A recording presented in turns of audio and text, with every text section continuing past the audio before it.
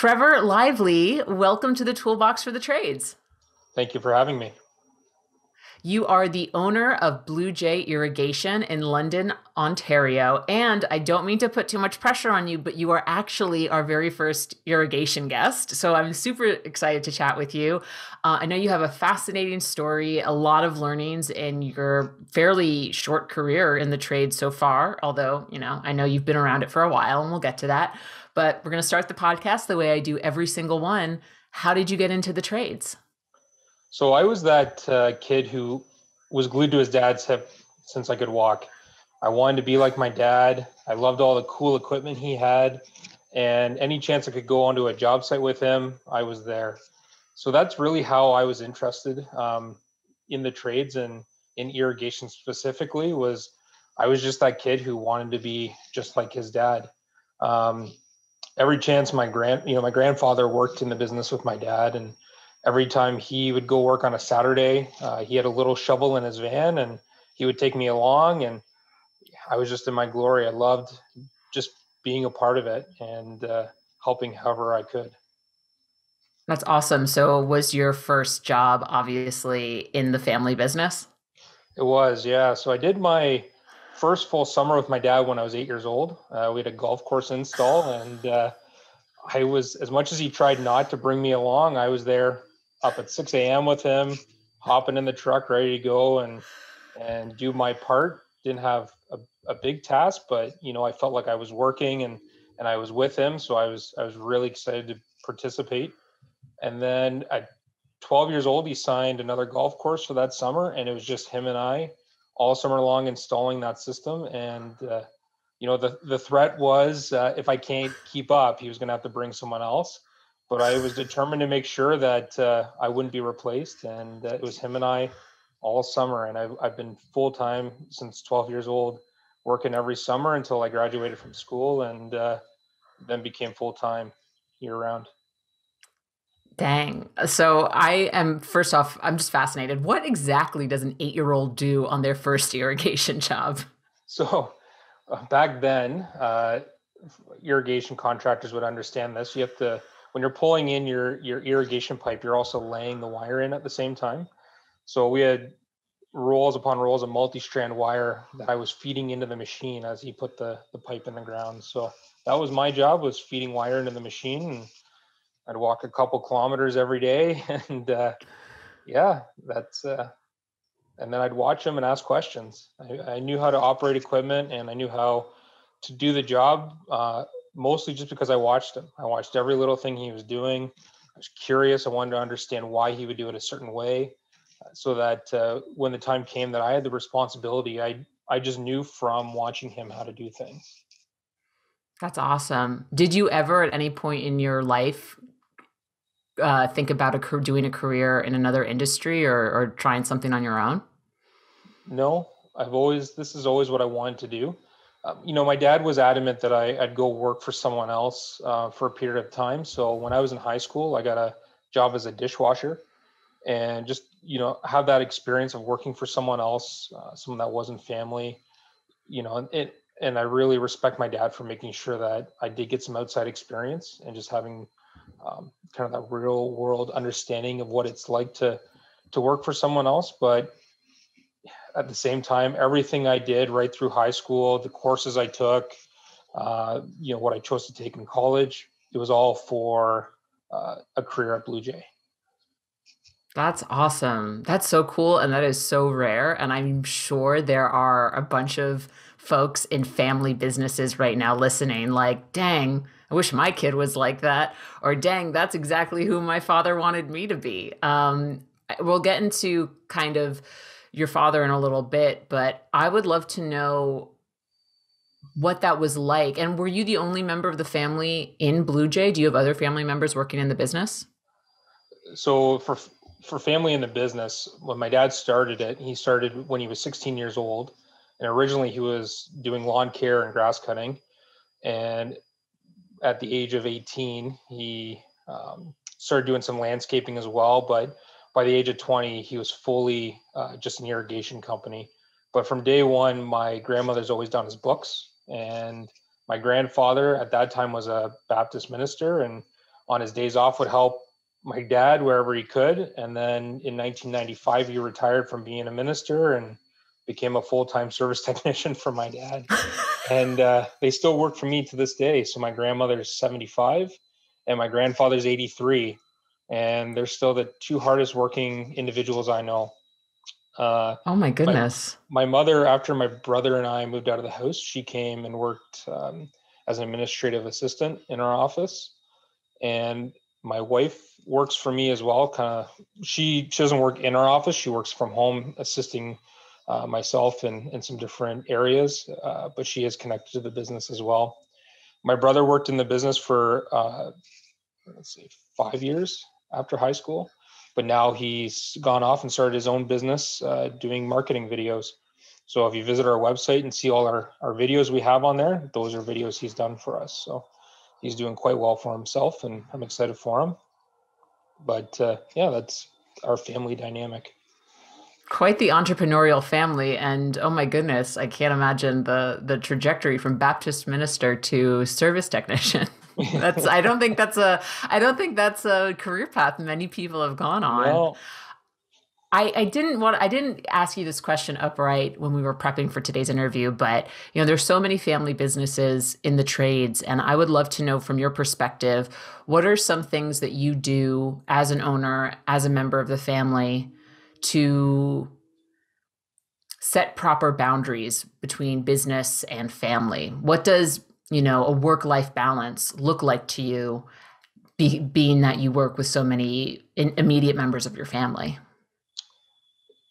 I think the biggest thing, first of all, is communication. I think as we went through the succession planning, the thing I recognize the most is communication is crucial. As a family member, you care. You care probably more than anyone else, even though you may not have ownership. You care, and they want to be informed. My family wants to know what's going on. Everything's okay. If we're, when COVID hit, just what are the things I'm doing to support the business and support our team through COVID, and they're more than willing to support me through it, but just keeping them informed of what we're working through, what are the challenges we're facing, so they feel like they can step up and support as well. For that work-life balance, I think the biggest thing I learned from watching my family over the years is I wanted a separation from work with my wife. So she works from home. She doesn't come into the office and work, just so that I'm not having what's going on in the background, having that noise when I get home. She only really sees what's going on with me because she helps me on more of an executive assistant role. So she understands what my day-to-day is like. She's supporting me there, and she doesn't have any of that background noise. So that when I come home, we're not discussing work. We're not discussing things that have been going on. It really gives me that break when I get home. So I really do appreciate that. Nice. And thank you for answering that question. I know it's a fairly vulnerable one, but I think that topic is so relevant to so many people Mm-hmm. in the trades. And I want to get into the succession planning because that was really, I think, something a lot of folks need to listen and hear about. But before we even get to that, can you just tell me a little bit about Blue Jay Irrigation, like your annual revenue? How many techs do you have? How many locations do you have? Just so folks get a sense of the operation. Absolutely. So Blue Jay has two locations. We have our head office in London, Ontario, and then we have a location in Niagara Falls, Ontario as well.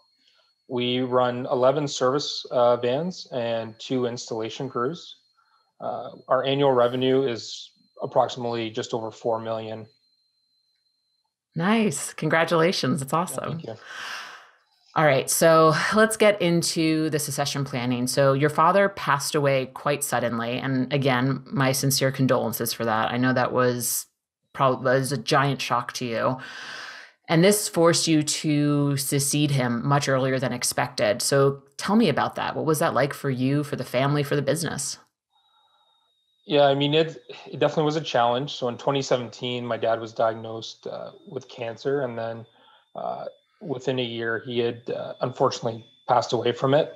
Um, we'd been working on succession planning, and for anyone that's a second generation owner or third generation, the one thing I can communicate very clearly that if you're succeeding the original um, owner who built and grew this business from scratch, this is a very difficult conversation for them to have.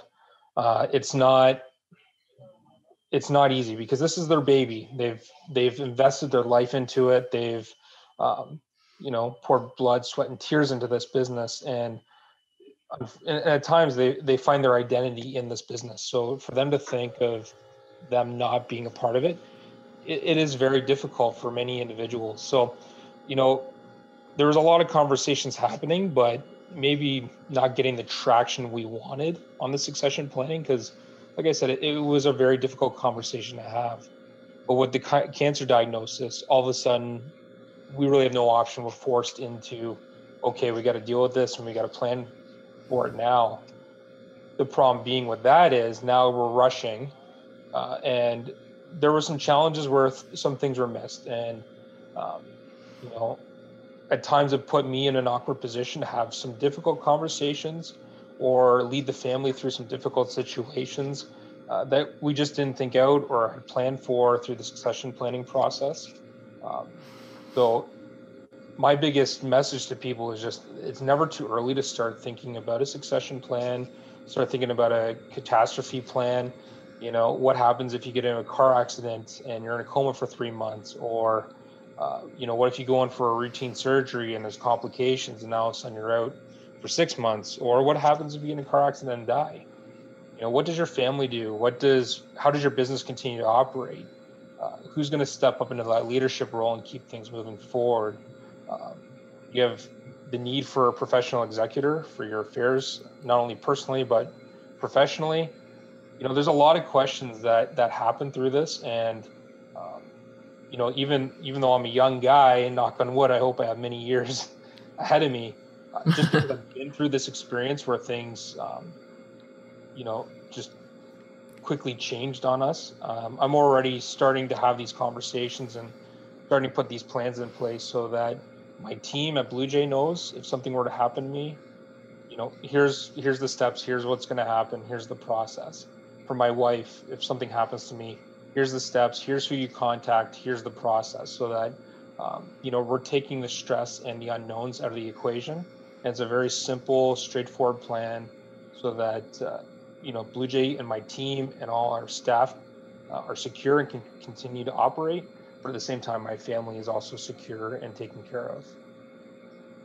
Yeah. And I can't even imagine what that process must be like. And you mentioned that the cancer diagnosis basically put you in a position and your father in a position where you had to deal with it. What did you find most surprising about building out that succession plan? What was the most shocking, not shocking, but shocking, surprising thing that you didn't even think to consider? It's because him and I had been working side by side and almost in a partner type relationship for so many years. You think the transition won't be that difficult, right? Um, but I think the thing I was most shocked about once it all was said and done was kind of the weight of responsibility. There's we have an amazing leadership team. Don't get me wrong, but uh, you know, you're taking on all the responsibility of the business. You're taking on, if you have debt, you're taking on all that debt, all that liability. You have not only just a team of 40 employees, you have 40 families you're taking care of and providing paychecks for. And as much as you in the back of your mind, that, I don't think the weight of it really set in until all of a sudden all of a sudden that weight's on you and you're like, okay, uh, you know, I got to be on my game all the time now. And so that was a huge weight, kind of a realization of kind of the weight my dad has been carrying for 37 years, right? And yeah, I would say that was the biggest surprise.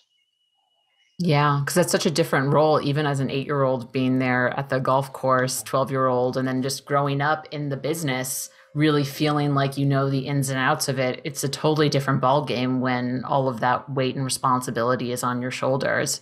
Mm-hmm. Um, so thank you for sharing. What advice would you give folks who you just clicked a light bulb on in their head and they're like, oh crap, I need to do this for me, what would you recommend were some of the first few steps that they should take? I think the first step I would take is just, you know, write out your own plan first of how you'd like to see things go. If, you know, have that succession plan or like catastrophe plan in your mind, how do you think things should move forward or be passed on? You know, is it, if you're having a succession plan for another generation to take over, you know, how's that transition going to happen? Are they buying you out? What's a fair price? You know, just really think it through. But then from there, you know, look into professional advice.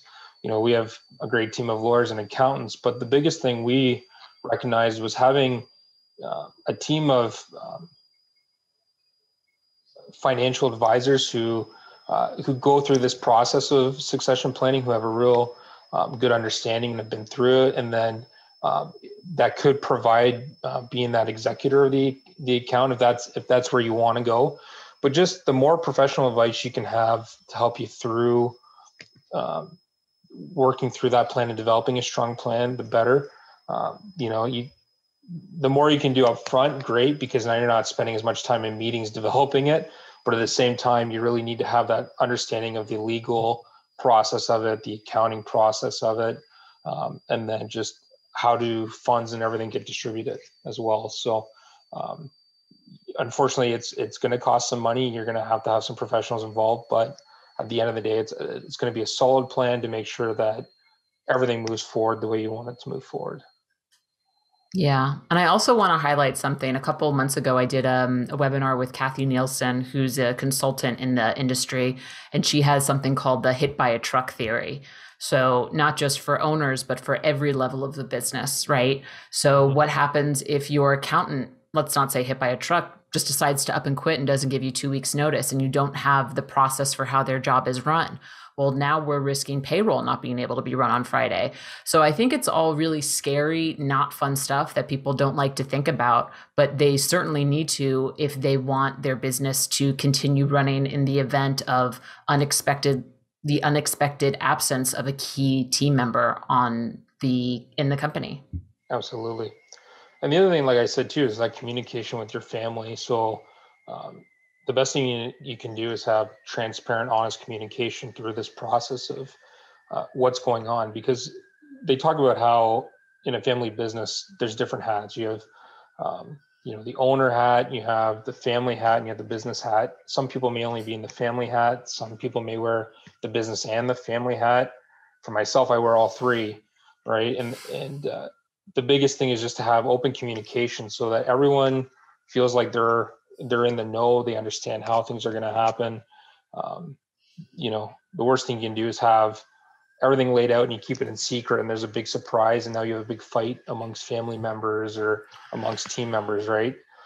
Like I said, that communication I think is the biggest thing I learned of how crucial it is that everyone's in the know so that um, there's no questions or concerns. Everything just moves forward. Got it. And I think actually communication is a great segue into your leadership team because you've mentioned them a couple times since we've talked that you have a very strong leadership team. Tell me a bit about their roles and how they work together to move the company forward. Yeah, absolutely. So um, back in 2015, due to our growth, my dad recognized that you know, we really needed to have a leadership team and change the way we operated. You know, back then it was really him and I making a lot of the decisions, and you know, we felt like we needed some outside perspective. So he implemented the EOS system, Entrepreneurial Operating System, or also known as Traction.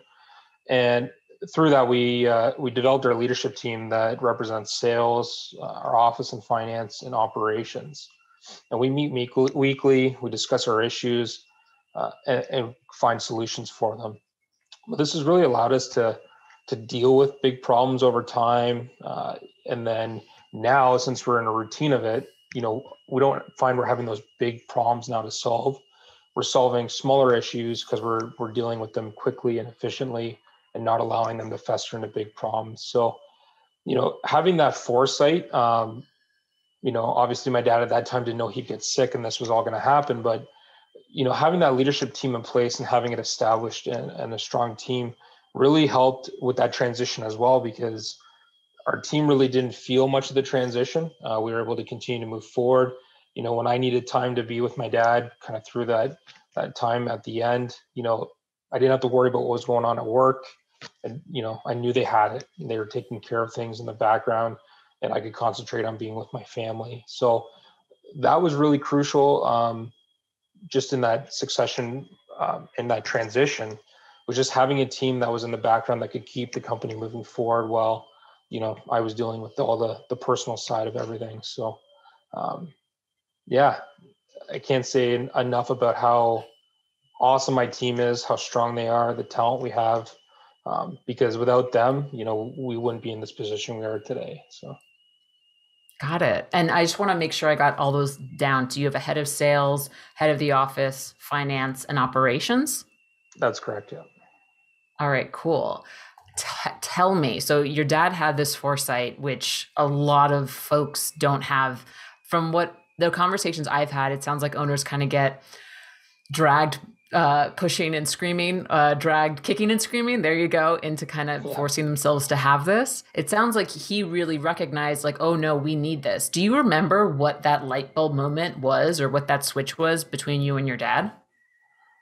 Yeah, I think part of it was we had when when I really transitioned full time, my dad thought, we need to add more. Needed to diversify and add more services to our company to accommodate, more people coming on full time and drawing year round salaries. So we were doing, landscaping, lawn care, snow plowing, and through that, we had a lot of growth at Blue Jay, and my concentration was always on the irrigation. I let kind of the lawn care and snow plowing always be second. And finally came to a head where we recognized we had to drop that. It was a distraction because irrigation is where our opportunity lied. But through that transition, we recognized that just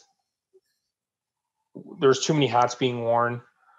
There wasn't enough focus on individual divisions of the company. And, so I think through those challenges, that's where we recognized that, we needed a team that was concentrating on our core business, but on the divisions within the core business. So it allowed us to be more focused, more intentional, and allowed us to really grow the irrigation because we were intentional and not distracted by shiny things, I guess. It's a good way to put it. No. I love that, and I actually love that you just admitted that we expanded into these other services, lawn care and snowplow, and we just got rid of them because we wanted to laser focus in on irrigation.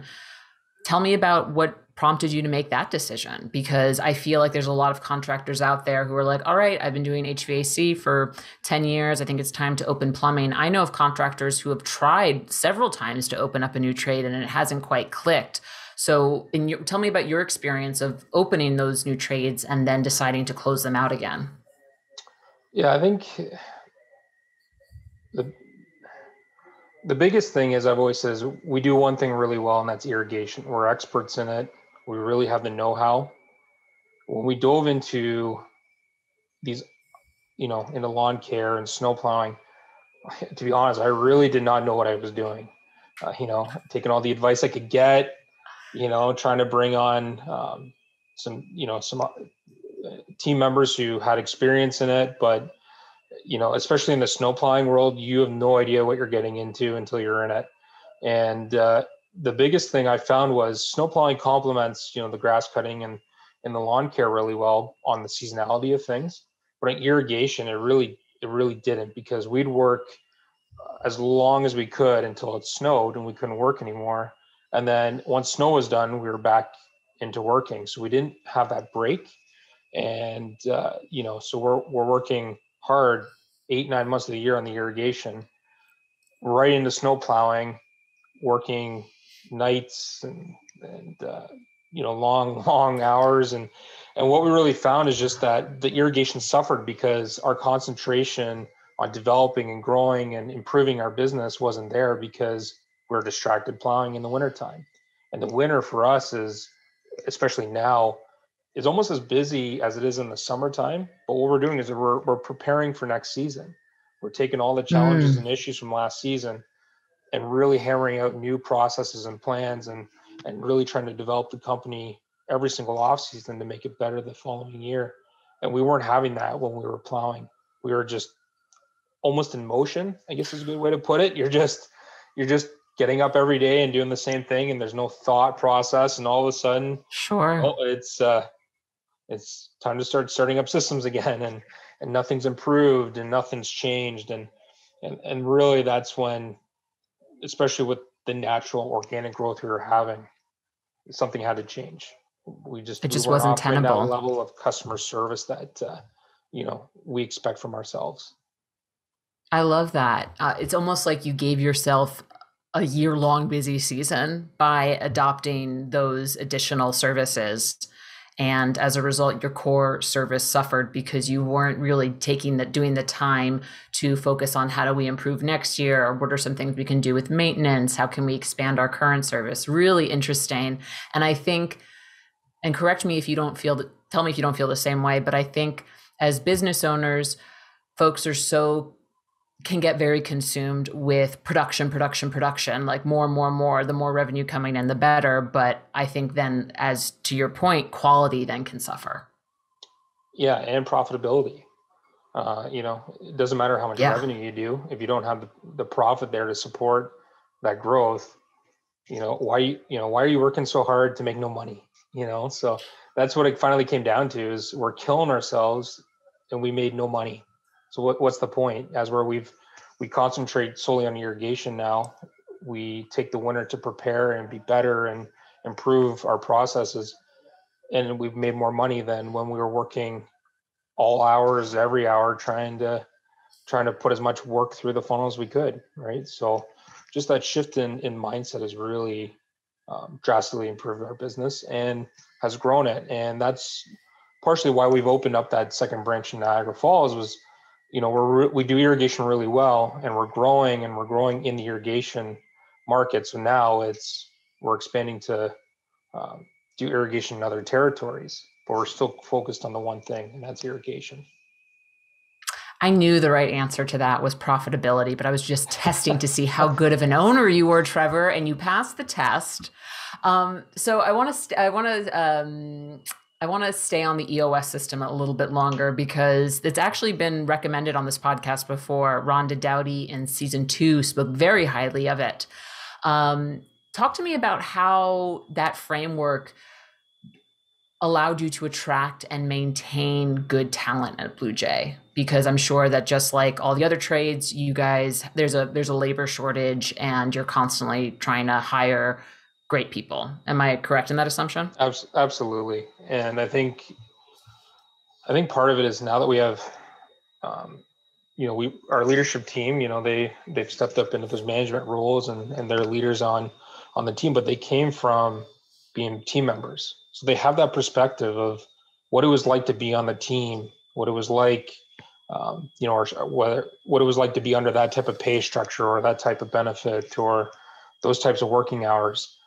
And having that outside perspective, the hard part I have is I still have my dad's old school mentality ingrained in me.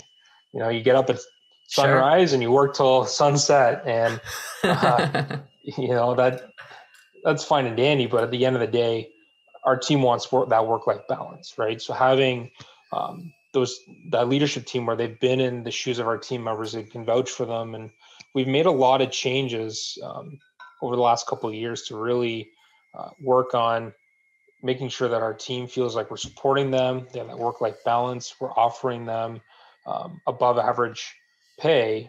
We're going to keep them accountable and make sure that they're achieving their targets. But if they do that, here's all the things that they'll receive. And I think because we've made those changes, we've had a much better retention rate with our team. We're still struggling like everyone to find good talent and hire them, but we're hiring for growth. We're not hiring to fill gaps. And I'm very thankful we've gotten to that place, and we have a great team who loves to be here and wants to be here at Blue Jay, and sees our vision and wants to participate and be a part of it. But like I said, I think if it wasn't for the leadership team and that outside perspective, I don't know if I would have made some of the changes we've made, to be honest. So That's really interesting. Yeah, that sunrise to sunset mentality. A little toxic if you a little yeah, toxic when you kind of think about it, right? But that's what I'm hearing across the board from folks in the trades is that work-life balance, that flexibility. And also I can imagine the fact that your leadership team came from the ranks, they worked the ranks up in Blue Jay. That also gives a bit of a career pathing idea to absolutely. new recruits who come in the company too as well, right? Absolutely. Yeah. The biggest thing we've been working on is not only the vision buy-in, but showing the career ladder of the things that, if you want to get to this next level, we have a development plan and we'll go through that development plan with you to help you get to that next level. And, if you really want to get there, we're here to support and help you get there. So we really put a lot of tools in place to allow our team members to feel like if they want to grow and they want a career in our industry, we're the destination company to be, and we'll help you get there. So. Nice. All right. Next thing on the leadership team, EOS, I want to hear about communication. So you mentioned earlier before that communication is super important. It's top down. You make sure that everyone kind of knows what's going on. What does that look like? Is that open book management? How do you make sure that every member of the team is on the same page? Just talk to me about that process.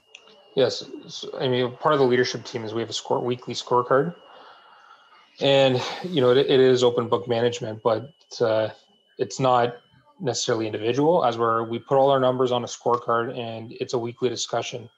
If there's a number there that's not looking good, we flag it for an issue and we discuss it and come up with a solution to improve it. uh, everyone has a number, so we want to make sure that our team has targets and there's rewards for hitting those targets, but we hold them accountable to them as well.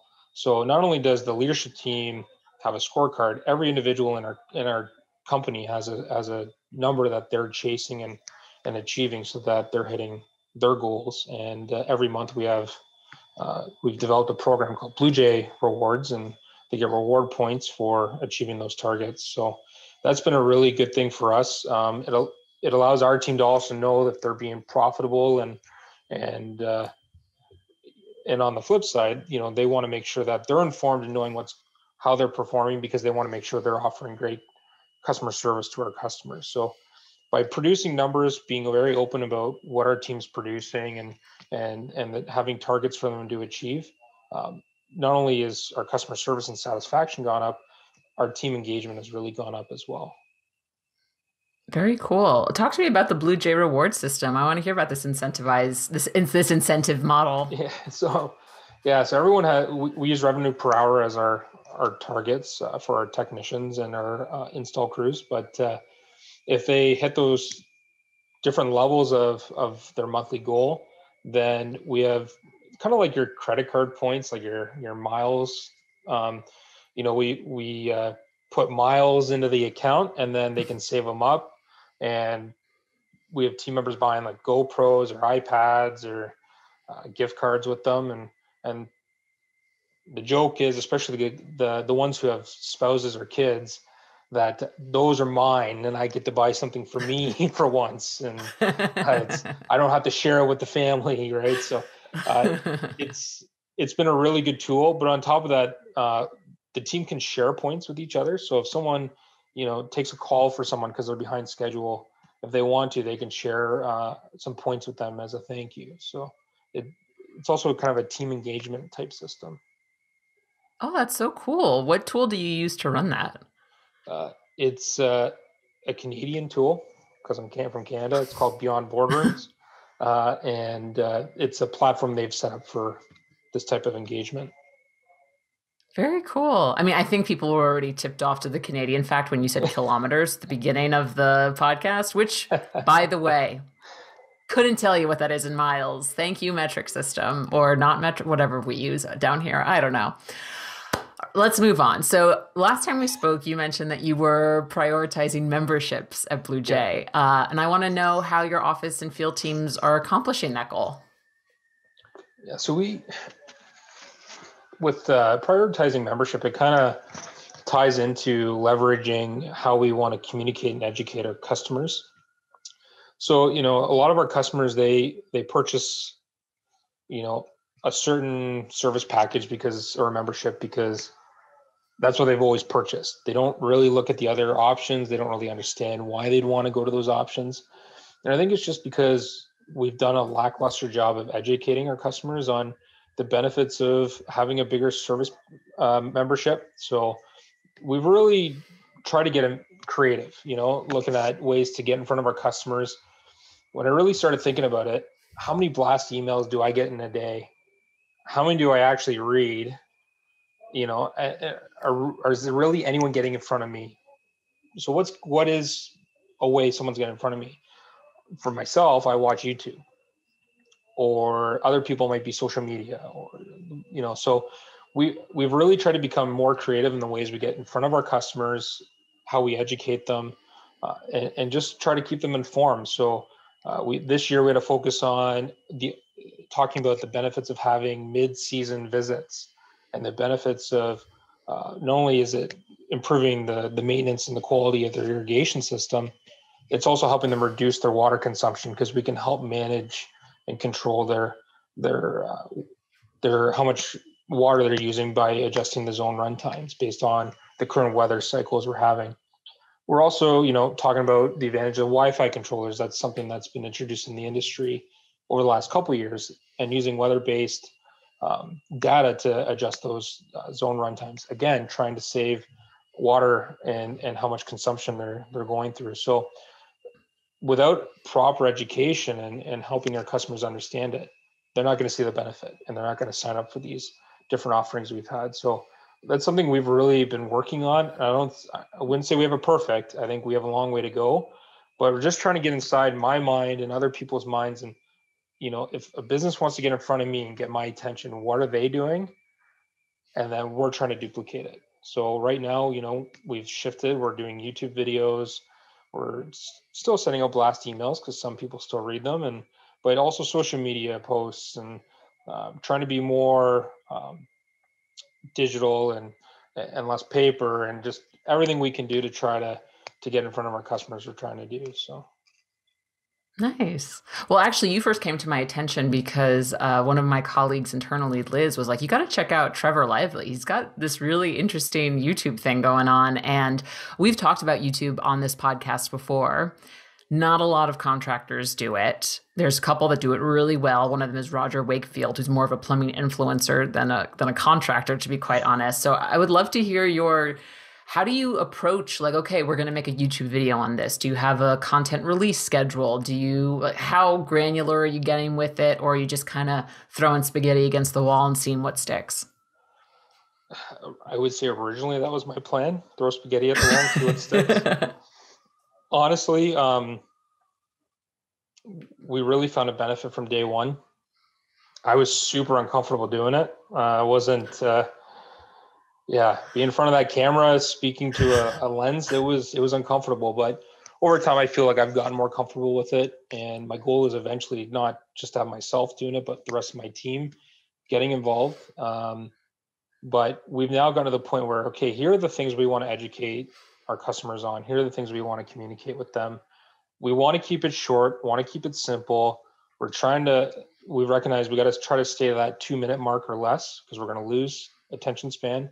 So just highlighting key things, briefly talking about it, giving the benefits of it, and leaving it at that. So, we have a schedule. We don't want to bombard our customers. You can get information overload. So we're trying to keep it to, every 2 months, or during key points in our season where we need to have some education sent out, but not overwhelming where it's every month or every week. And I think at that point, you're going to lose engagement because it's too much. Got it. And so are you just mainly focusing on, like, how to keep your irrigation system like healthy and working well, like the benefits of mid-season tune-ups? We talked about that. Yeah, we've talked about Wi-Fi controllers and the advantage of, just that weather-based scheduling and how much water they can actually save by doing that upgrade. A big thing for us at least in Ontario, is irrigation contractors can be certified to test backflow devices. So talking about backflow devices, how we're protecting our city water, and the need for having that annual test, and why it is important that our customers have that test done annually. So, that's another example. Uh, we talk about we do some landscape lighting as well. We really find it complements irrigation, um, during that, especially that installation. So we educate on landscape lighting, talking about the benefits not only of making your landscape look beautiful at night, but also the security features of it, how we can design it so it's giving you a nice effect, but at the same time you can feel like you have some security, and your place is lit up in key spots so that you don't have someone wanting to wander through your property at night. So different things Got like it. that. And Yeah. very cool. And do you just like cross post your YouTube videos to Facebook, send them out in emails? Do the text show them while they're in homes by any chance? Yeah, so we have yeah, like you said, social media, blast emails. We post it to our website, but then yeah, our technicians as well have the ability to reference any of these so that we can show our customers. Again, COVID a little bit more challenging right now, but we can reference those videos. We even have videos of how to shut your water off or how to turn your water on. Different things to help support our customers through. There might be different reasons why they need to shut the water off. Maybe they have some construction and going on, pool installation. So even just things that we can, customer asks, how do I do this? Well, here's a reference point. Here's a video you can watch to show you a step-by-step process, and just to even continue to improve that customer experience. Got it. Very cool. What kind of feedback, if any, have you gotten from the YouTube videos? Yeah, I don't know. To be honest, I haven't heard anything negative, so that's a good thing. Uh, but in true honesty, I know our customers really do appreciate it. We get a lot of good feedback, especially on the education. Like, I didn't know that. Thank you for informing me. Or if they have a need and looking for a solution, and we can not only support them over the phone, but provide a video of like a step-by-step process. I know they do appreciate that as well, because some people are visual. So having that visual reference has really, really helped them. But so far I haven't heard anything too negative. So we're going to continue with it until, it's glaring to me that we need to Even stop. So well, don't let a couple internet trolls get to you if they do. Please don't.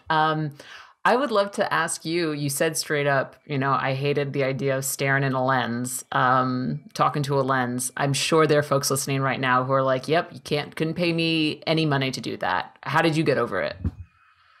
just repetition. Honestly, Yeah. do one, watch yourself, recognize, the areas you need to improve. Like, I thought it was being expressive in my first video, and it was very like straight and monotone. I'm like, okay, I got to improve that. So, it was hard to watch yourself, but for me, it was taking notes of how I can just improve when on video and on camera. So, uh, yeah, that would be my biggest advice or even don't do the first video and post it. Do the first video as a practice run so you can see how you need to watch and improve yourself, and then do your first video. And it just gets easier every time you do it. Got it. All right, cool. I got a couple more questions for you.